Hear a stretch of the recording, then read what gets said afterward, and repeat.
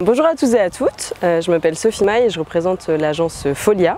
Donc je suis là pour vous parler aujourd'hui du projet qu'on a imaginé qui s'appelle Éveil des sens au cœur du parc Jean-Claude Paturel. L'idée principale de cette extension, c'était de la reconnecter au parc, donc en créant un cheminement principal. Donc on voit qu'il y a des cheminements principaux et des cheminements secondaires qui vont permettre de découvrir le parc d'une manière très fonctionnelle et très rapide, que ce soit en vélo ou à pied, et d'autres qui vont permettre de découvrir des espaces plus intimes du parc. Donc on oscille aussi entre ouverture sur le grand paysage et moments un peu plus intimes, un peu plus clos comme des cocons.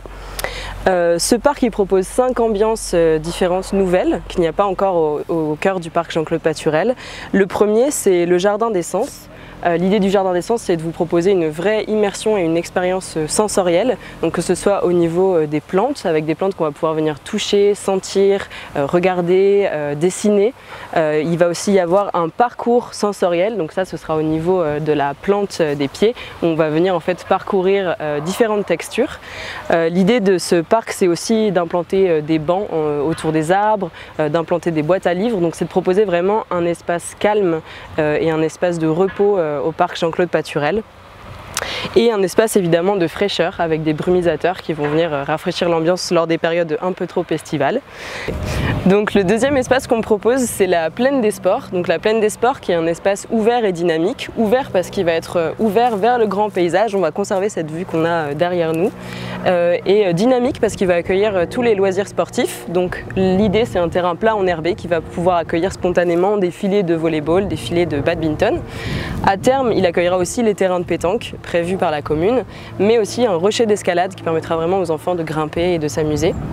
On a multiplié les accès aussi au niveau du parking pour que ce soit beaucoup plus fluide en fait et qu'on puisse venir en vélo très rapidement et accéder assez rapidement au centre du parc. À côté de cette plaine des sports, on va un peu plus loin, on va avoir l'île d'aventure inclusive.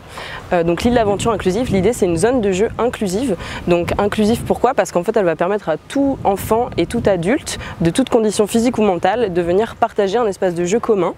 Donc il y aura des activités dynamiques avec des structures de jeu qui accueilleront les personnes à mobilité réduite. Mais il y aura aussi des activités calmes comme la pratique de la musique, comme l'éveil des sens avec le jardin sensoriel et les massifs sensoriels, et aussi des brumisateurs, donc un parcours en fait d'anneaux de brumisateurs qui vont venir rafraîchir et qui créeront un parcours ludique pour les enfants.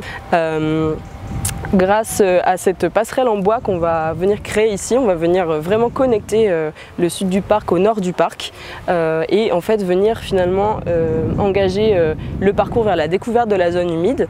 L'idée c'est de laisser la zone humide existante en place et de venir la valoriser par le biais d'implantation de panneaux ludiques, de panneaux informatifs qui vont venir vous apprendre en quoi c'est important de conserver une zone humide et surtout en quoi c'est important de la valoriser et de la conserver dans ce parc, notamment au niveau de la faune et de la flore.